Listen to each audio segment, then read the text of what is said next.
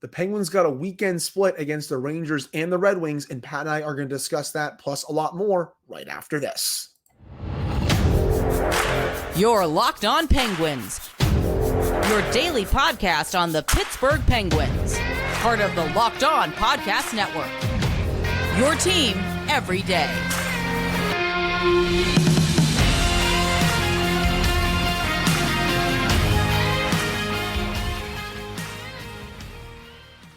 Hello, welcome back to another episode of the Locked On Penguins podcast. I am one of your hosts, Hunter Hodes. You can follow me on Twitter at Hunter Hodes, joined by my co-host, Patrick Damp. You can follow him on Twitter at SinonForWet, and you can follow the show's Twitter at LO_Penguins. Of course, thank you all so much for making this your first listen/watch of the day. We are free and available on all platforms. And finally, today's episode is brought to you by FanDuel. Make every moment more. Right now, new customers get $200 in bonus bets with any winning $5 bet. That's $200 if your bet wins. Visit FanDuel.com/lockedon to get started. So the Penguins get 2 out of a possible 4 points during this weekend's back-to-back. They lose 7-4 to the New York Rangers before blowing out the Detroit Red Wings at home 6-3. We're going to start with the Rangers game for this one. That game happened on Saturday at PPG Paints Arena, and the Penguins came out like a house on fire. John Ludwig gets things started really quickly, 1-0 lead, but then the Penguins give up 2 really quick goals to go down 2-1. They're able to tie it. Rangers go back up 3-2. Penguins are able to tie it up again. That was a crazy first period, man. Just nonstop action, back and forth. No defense between either team, but in the end, the Rangers were able to score 7 goals and win this game. I actually liked the way the Penguins played offensively in this game. They generated quite a few chances. They had Jonathan Quick flopping around like a fish in his net, but they really gave it back in their own zone. I was not happy with the Penguins' defensive effort in this game. I thought Ryan Graves, especially at times, was out of position. You saw Sidney Crosby going behind the net for the Rangers' second goal, just going for a skate there for some reason, and then letting Adam Fox come in very unimpeded. I also would like a save there from Tristan Jarry. And speaking of Jarry, I don't really think he played that well in this game either. I think it's a combination of both the Penguins' lack of defensive awareness in their own zone and Jarry giving up a couple of softies that really doomed the Penguins in this one. Again, I like the chances that they created, and they were able to get contributions from felt like everyone in their lineup, but the way they played defensively and the goaltending they got, that's not good enough against one of the best teams in the Eastern Conference and in the NHL as a whole. Shout out to the Penguins and Rangers for really keeping up the spirit of St. Patrick's Day in Pittsburgh on Saturday, because I said it on Twitter during the first period. I mean, that game needed to mix in a water because that was going hard right from the drop of the puck. But yeah, no moral victories this time of year, especially with where the Penguins are and where they have been all season.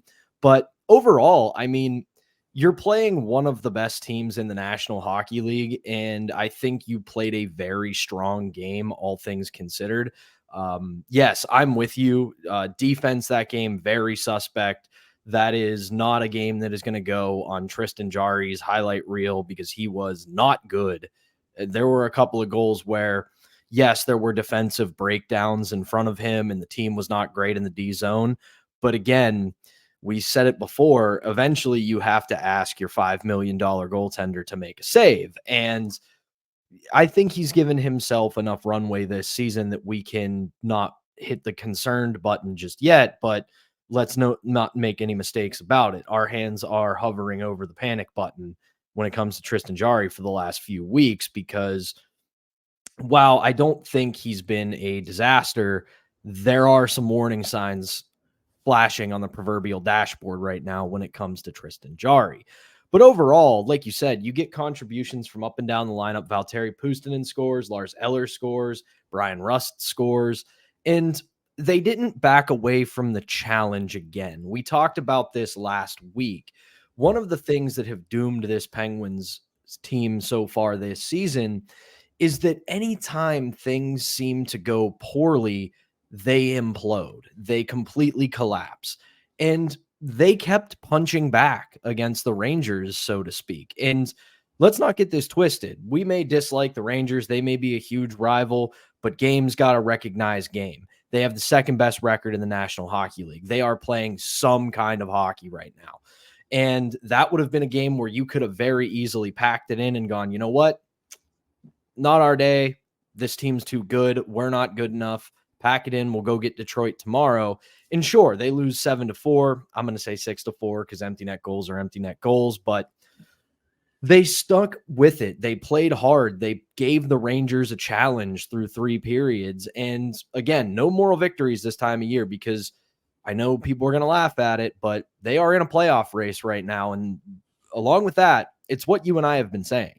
We wanted to see fight from this team. We didn't want to see them go quietly into the night. We didn't want to see them pack it up with a month to go and say, you know what, we're done this season. We're not making the playoffs. So we're just going to go through the motions every night and just get through this season, get to the off season, let Kyle Dubas make his changes, and we'll try it again next year. So I like their effort. The defense was suspect, goaltending was suspect, but overall the effort was there, the fight was there, and they took it because they lost, but they took the fight to a team that you might have expected them to lay down against.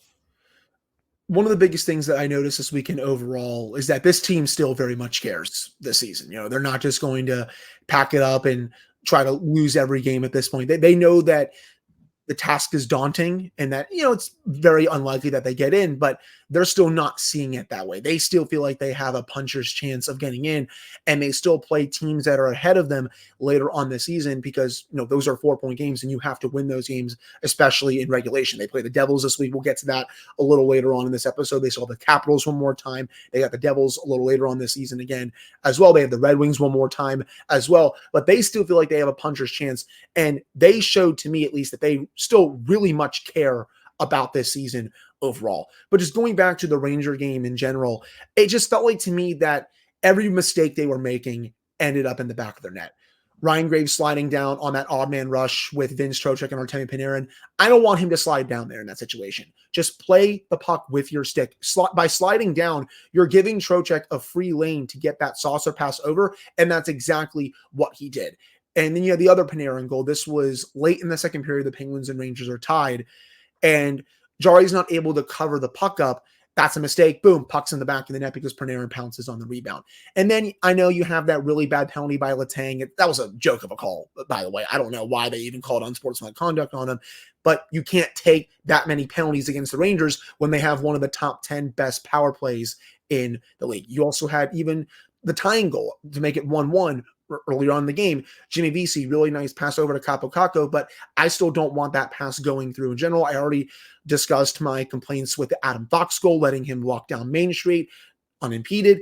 Just too many mistakes defensively, too many mistakes from Tristan Jarry really doomed the Penguins in this game, even though for the most part, especially offensively, I thought they played well. They were generating quite a few chances. Valtteri Puustinen had another great game. He deserves to be on this team heading into next season. Lars Eller has continued his really strong season. I thought Sidney Crosby, after that play around the net where he kind of went for a skate, he woke up in a big way after that. Beautiful pass to Brian Rust for that tying goal, and he carried that play into the game against the Red Wings. Those were his 2 best games in the last 2 weeks, and that's really important to me just because you've been talking about it, so have I.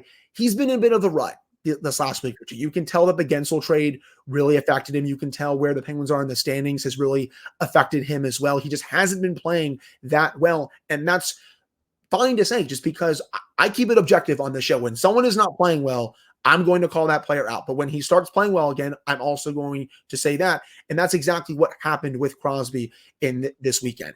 After a week or two off or not playing that well, he woke up again, great saucer pass to Rust. And then in that game against the Red Wings, he was absolutely phenomenal. We'll get to that in the second segment. But it was really nice seeing the captain wake up, even though the Penguins only got 2 out of 4 points this weekend. For sure. And shout out to the Penguins for listening to our show because we've been saying, oh, it looks like they're mailing it in and they're just packing it in because there were parts of the last couple of weeks where it looked like that. And they told us to shut our mouths because you can say a lot of things about the Pittsburgh Penguins right now, but I'm going to say this much. After this weekend, I think it's clear they care. It's clear they still believe in themselves. They still believe they have a shot. And whether or not that's true, who knows? But back to the Rangers game. Games are won or lost in the middle of the ice. That is the primest of prime real estate in the NHL. And against the Rangers, that is where the defense broke down. They conceded the middle of the ice a little too easily, whether it was for cross ice passes, whether it was for chances right in front of Tristan Jarry. they let the Rangers have the prime real estate, and that is not conducive to success, no matter who you're playing, because, the age-old debate dropped in again against the Rangers of, maybe they should have gotten Trocheck instead of holding on to Malkin. Well, here's the thing, man. It's the National Hockey League. These guys are the top 1% of the top 1% when it comes to hockey players in the world. They can all make that play if you give them the time and the opportunity, including a guy like Vincent Trocheck. And I don't mean that in a derogatory way.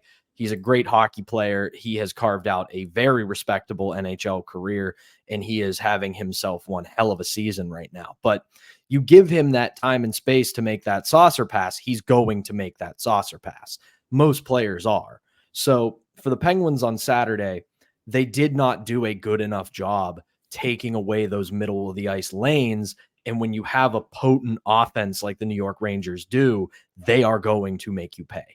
Agreed. And another thing they also did not do very well of stopping Artemi Panarin. That was my biggest key heading into this game. He has 2 goals and 5 points in this one.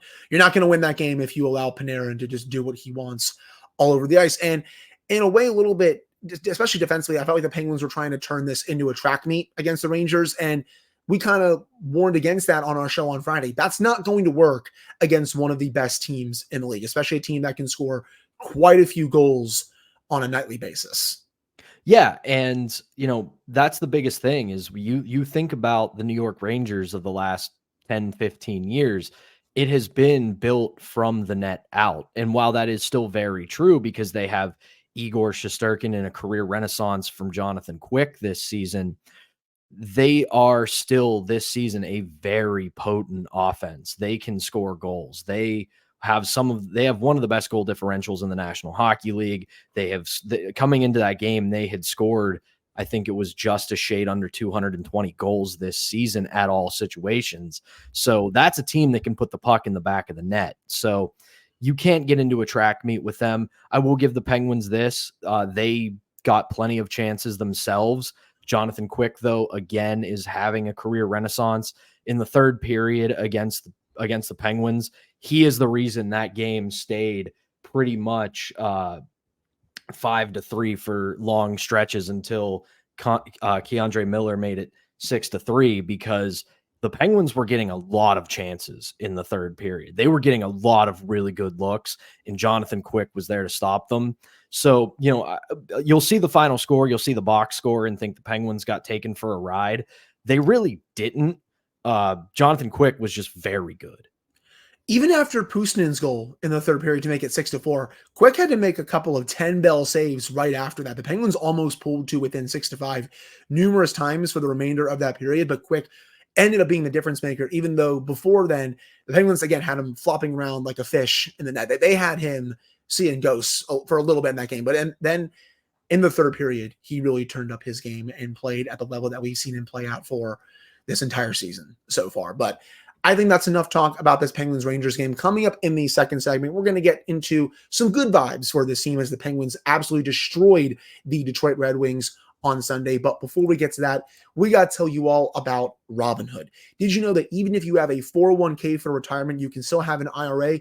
Robinhood has the only IRA that gives you a 3% boost on every dollar you contribute when you subscribe to Robinhood Gold. But get this. Now through April 30th, Robinhood is even boosting every single dollar you transfer in from other retirement accounts with a 3% match. That's right, no cap on the 3% match. Robinhood Gold gives you the most for your retirement thanks to their IRA with a 3% match. This offer is good through April 30th. Get started at robinhood.com/boost. Subscription fees apply. And now for some legal info. Claim as of Q1 2024, validated by Radius Global Market Research. Investing involves risk, including loss. Limitations apply to IRAs and 401ks. Robinhood IRA available to U.S. customers in good standing. Robinhood Financial LLC, member SIPC, is a registered broker-dealer.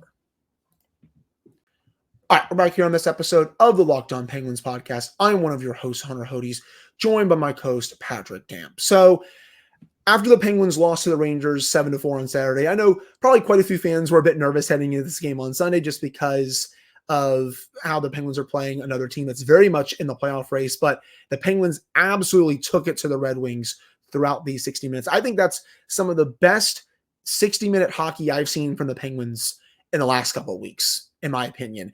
And especially in the first period, the Red Wings looked like they had nothing to start that game. At one point, the Penguins were out shooting the Red Wings 12-2, but the game was tied. And I'm like, oh crap, here we go. Are we going to go into an intermission where the game is tied, but the Penguins are more than doubling up the shots on the Red Wings? Thankfully, that was not the case because Sidney Crosby and Valtteri Puustinen scored in the late stages of the first period to push the lead to 3-1. Penguins were able to push it to 4-1 later on in that game, and they never surrendered that lead at all. I love the way they came out. The Red Wings, again, they really had nothing for this game. And that Red Wings team right now, they stink. I mean, I know Dylan Larkin is hurt, and I know he's their best player, but that's how you're playing with your season on the line. Over halfway through regulation, the Red Wings didn't even have 10 shots. With about 8 minutes left in the third period, they didn't even have 20 shots. How is that your level of play with your season in jeopardy against a team that is below you in the standings? That was just an awful effort overall by the Red Wings. But Riley Smith gets things started for the Penguins in this one.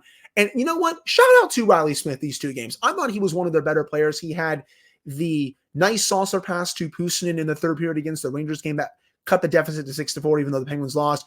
Gets a little bit of a friendly bounce here to make it 1-0. But slowly but surely, he's been finding his game these last couple of games. And it's probably too little too late, Pat. But it's just nice to see him playing a bit better down the stretch. Oh, agreed.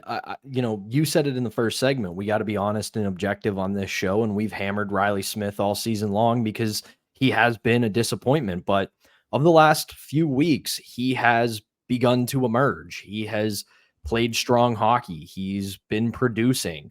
You think back to mid-season, and the biggest problem with him was that he was a ghost. He just wasn't really, when he was healthy, he wasn't really doing anything. He wasn't scoring goals. He wasn't getting assists. He wasn't engaged in the play. He was just a passenger on the bus.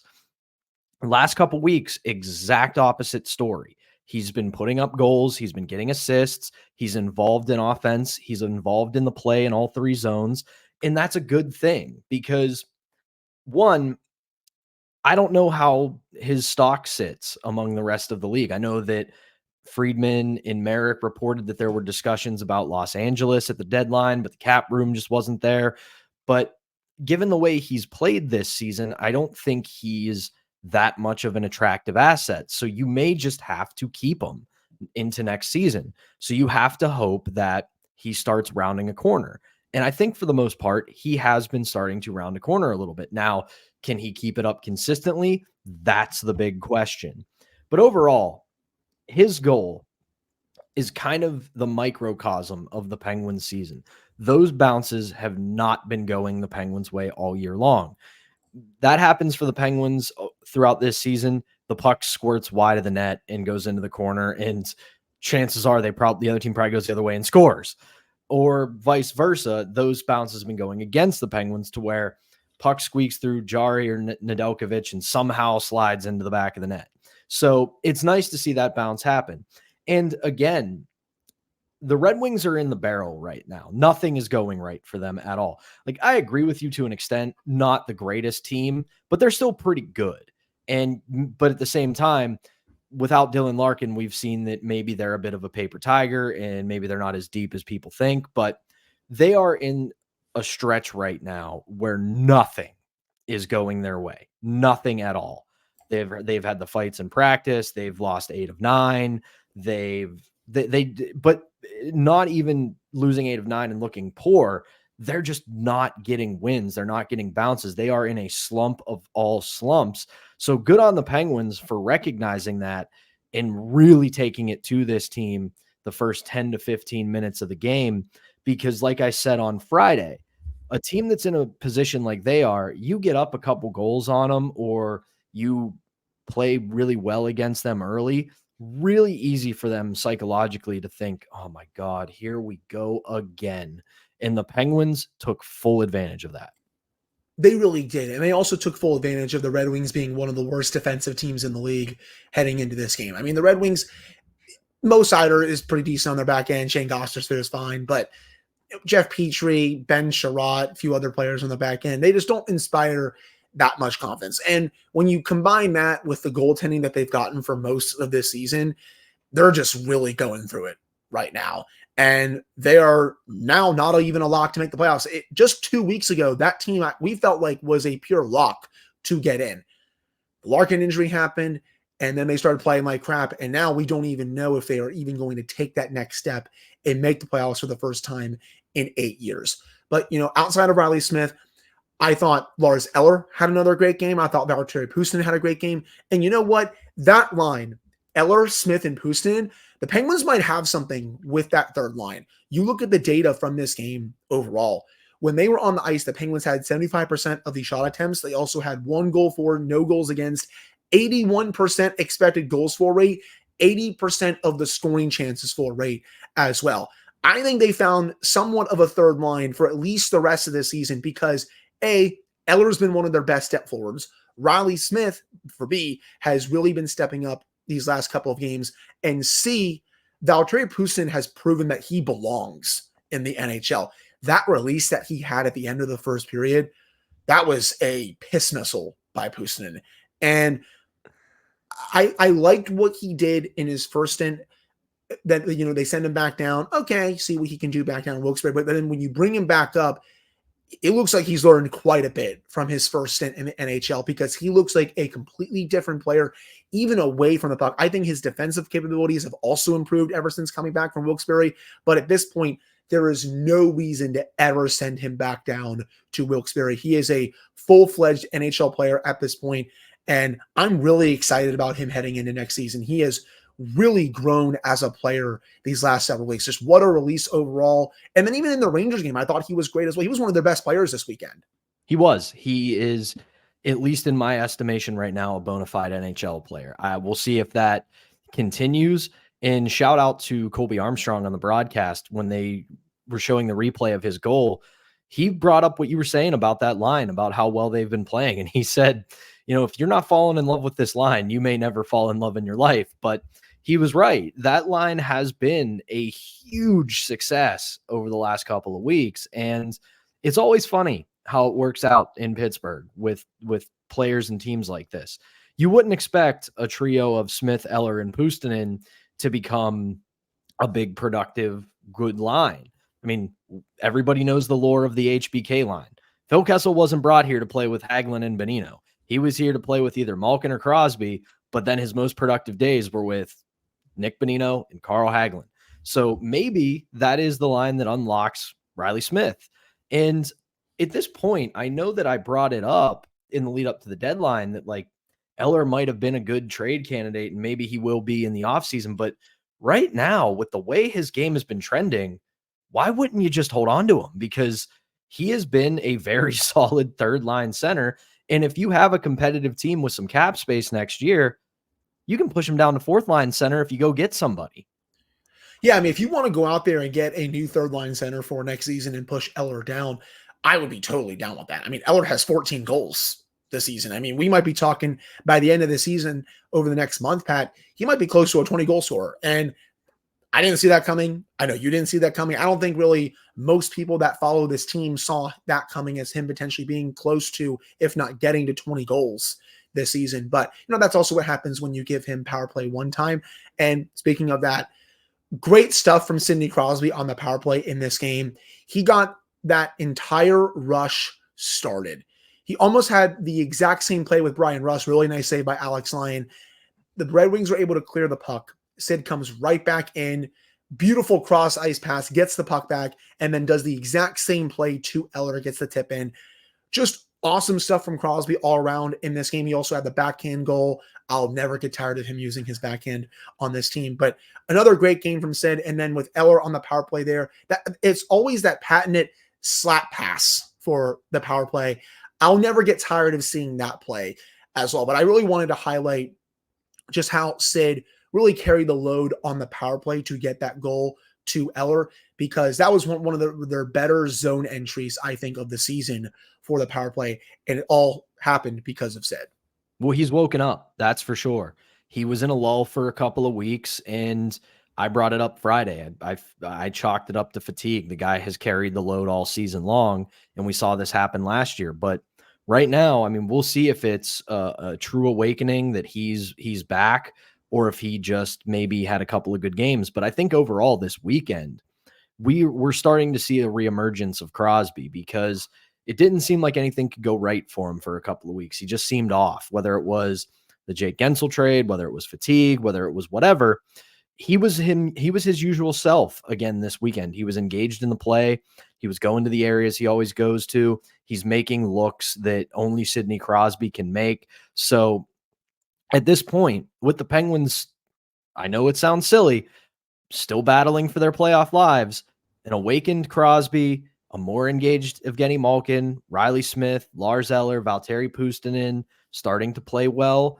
Maybe this team can become a zombie, but we'll see, because they've got a lot of teams to catch, and some of the ones they are chasing, despite the rest of the Metro deciding they really don't want that second wild card spot. It's a tall task, but you're starting to see some flickers and some hope. It's a little bit of life from this team, but we'll see. 15 games left. I feel like it would be the most Penguins thing imaginable if they went 11-3-1 and missed the playoffs by a point or two. Would that not be the most Penguins thing imaginable? And then you also don't get maybe potentially the top 10 protected pick there. I mean, it's been an absolutely chaotic couple of weeks in Pittsburgh sports. Yes. So who's to say that trend doesn't continue? Feels like the Steelers and the Penguins are just trying to one up each other on who could be the most chaotic team in this town. But one more thing before we head to break.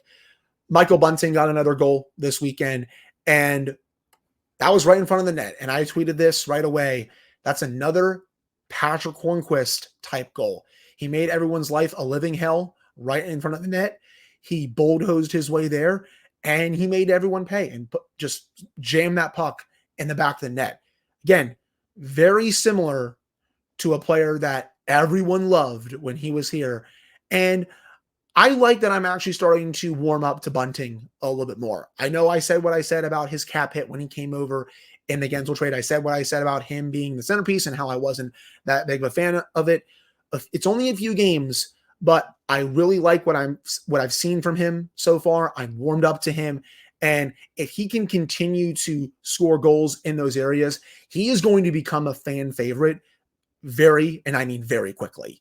I'll keep beating the drum, man. He is everything this team has lacked for the last couple of years, pretty much since Hornquist left, because he does the things that you need to do for success. He goes to the front of the net, goes to the dirty areas. He drags your team into the fight. And that goal yesterday was all of that wrapped up in one play. He owned the front of the net. He stretches out to put a rebound home. And that's what this team has sorely been lacking. And he has the track record of being able to produce with elite players by playing that game. He did it in Toronto. I know there's the Dubas connection, but regardless of the Dubas connection, Dubas can only put players on the roster. How those players end up performing once they're on the roster is on them. And he was very productive with the elite talent in Toronto, and I think he's going to do the same here. No, he's not Jake Gensel. Nobody is. But sometimes to make your roster better, you have to make difficult moves like that. And yes, this isn't saying that he's a replacement. This isn't saying that they don't miss Jake Gensel, because they do and will. But you think about Neil for Hornquist.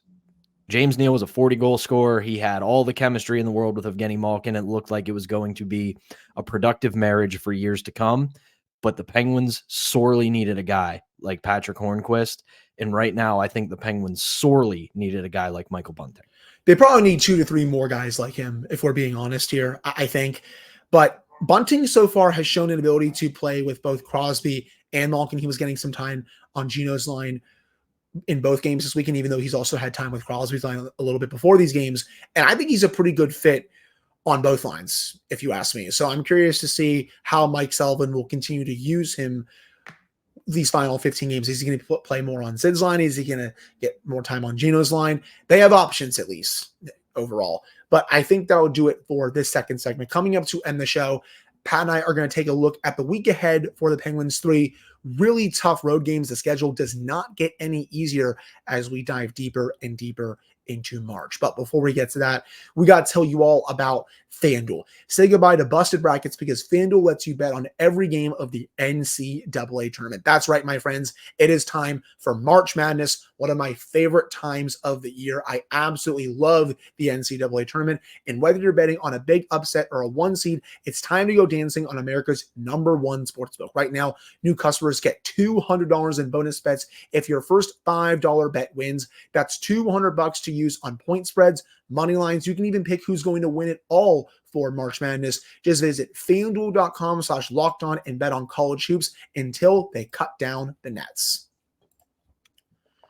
All right, we're back here on this episode of the Locked On Penguins podcast. I'm one of your hosts, Hunter Hodes, joined by my co-host, Patrick Dam. So 3 big games for the Penguins this week, and they started the weekend 5 points out of the final playoff spot, and they end the weekend 5 points out of that final playoff spot. If they had beaten the Rangers, they'd be 3 points out right now. But hey, they didn't lose ground. So that I think will make some people happy overall. But they'll have a chance to make up some more ground on Tuesday when they take on the New Jersey Devils in Newark. This is a Devils team that has beaten the Penguins 6 times in a row. The Penguins have really struggled against the Devils over the last year or two. But despite that, the Devils come into this game really reeling still. They're 32-4.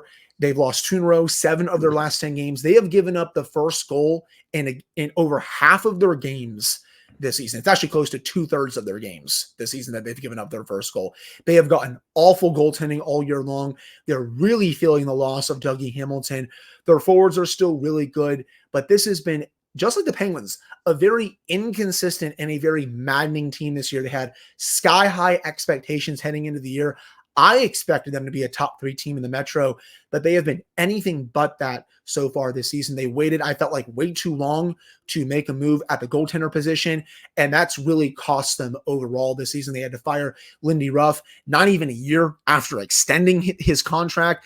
It's been a total mess in Newark. So the Penguins, even though they've struggled against the Devils over the last year and a half, they have a pretty big opportunity in front of them on Tuesday to beat them, since they've been really struggling as of late. This is another opportunity for them, just like it was on Sunday against Detroit. This is a team that's been struggling mightily for the last month or so. I was with you. I had them penciled in for a top 3 spot in the Metropolitan Division going into the year, just because they are a young, fast, talented team. But as I've said, they were a goaltender away, and they just waited forever to address it, and even really didn't address it at the trade deadline. So this is a team the Penguins need to beat because of all the other factors you said. They have struggled against this team for quite a while. They had one of the more embarrassing losses of their season early on against the Devils when they played them back in November, where the Devils hung 3 in the third period and cruised to a 5-2 win over the Penguins after the Penguins were playing them fairly well through 2 periods. They were tied 2-2. Penguins were right there with them, Rust with a 2-goal performance, and then the Penguins just did what they had continued to do for the rest of the season, where times got tough and they just fell apart. So you really have to take advantage of a team that's struggling and has not met the expectations, just like you have. But it's also a huge game in the standings because as it sits today on Monday, Devils are all 1 point behind the Penguins. And yes, again, another team where you can say, yeah, it's probably not realistic that they're going to get in, but you have a legitimate race here in the Eastern Conference for the final wild card spot. So you have to take advantage of this. And what better time to do it against a team like the Devils in their building when they have just not met any sort of expectation this season? Right. And it's hilarious that the Eastern Conference is where it is right now. Nobody wants that final wild card spot. Everyone keeps losing. I mean, maybe the Capitals want it. They've at least been playing the best of some of these very mediocre teams. I mean, the Islanders have been really struggling after their 6-game winning streak. The Devils have been able to get out of their own way. Every time it feels like the Sabres are going to climb their way back into the race, they falter like they've been doing for the last decade. The Penguins, they've faltered, especially these last couple of weeks, but now they're closer to a playoff spot than they were a week ago, even though they were playing worse at that time. It's just funny how this playoff race is going, just because nobody wants that final spot. And if the Penguins are able to win this game in regulation against the Devils, those are 4-point swings. You win that game in regulation, you're 3 points clear of them, and you are potentially just 3 points out of Detroit, and you still play Detroit one more time. Yes, is it unlikely that the Penguins make the playoffs? Absolutely, people. I'm not trying to buy into the copium here. It is still very much a long shot, very much unlikely. But they are still mathematically in the race, and they are going to abide by that until they are actually eliminated from the playoff race. Outside of that game against the Devils, 2 more really tough road games. Dallas and Colorado, 2 of the 3 or 4 best teams in the Western Conference. I would say Colorado right now is arguably the favorite to win the Stanley Cup. The Avalanche are firing on all cylinders right now. They're probably going to get Gabriel Landeskog back at some point in the playoffs, especially if they're able to make a deep run. I really like the Dallas Stars. I know some people have been maybe a bit underwhelmed by them this season. I haven't. I still think they're one of the 4 best teams in the conference. 3 really hard road games for a Penguins team that's lost their last 5 on the road. So this is not going to be easy this week. This is another big challenge for Mike Sullivan because you have to play very disciplined road hockey just in general, because struggle as the Devils might, still a very fast, very talented team. And then you have Dallas and Colorado who are just pacing one another all season long. Both have 91 points.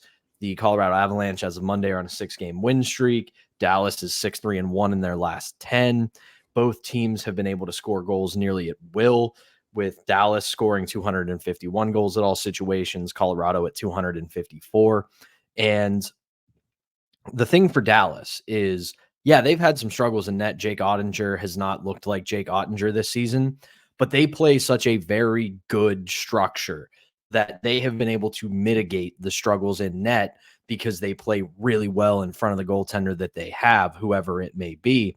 And then you have Colorado, who is just, it is talent up and down the lineup. They are absolutely loaded. And they have one of the 5 best players in hockey in Nathan MacKinnon. And you're going to have to play very disciplined road hockey in this one, or you are going to just get absolutely blown out. It's similar to the Rangers game, man. If you try to turn that game into a track meet against the Avalanche, you are going to get destroyed. And I don't think it's going to be 7-4. I think it's going to be a lot worse than that. So I 100% agree with you. You have to be disciplined, especially in your own zone. They have to do what they did to Colorado earlier this season when they played a perfect home game against them. They didn't really allow Colorado to get to the high danger areas at all. And the Penguins were able to get contributions from everyone in their lineup to really shut down the Avalanche as a whole. You do that on the road, you'll have a really good shot of winning that game in Denver. But we probably went a little long on this one, 40 minutes or so, but we just had a lot to talk about for this episode. We'll be back on Tuesday to preview this game against the New Jersey Devils, and then I'll be back on Wednesday to recap this game. Pat will not be able to record that day. He's getting his wisdom teeth taken out, so he's not going to be able to talk at all for you all, and hopefully he'll be back on Thursday, but his mouth also might be quite sore for that one overall. But we're still short-term IR. We're not getting any cap relief from that one, but it is still, I'll be on IR for a little bit. IR. He's not going to be on LTIR like the Vegas Golden Knights are doing with Mark Stone right now, but he'll be on IR at least for a day or potentially 2. But we'll be back for you all on Tuesday to preview that game against the Devils, and then I'll be back on Wednesday to recap that game for you all, and then we'll have stuff later on this week for you all as well to get you all set for the Dallas game and the Colorado game. But again, thank you all so much for tuning in. We'll talk with you all on Tuesday.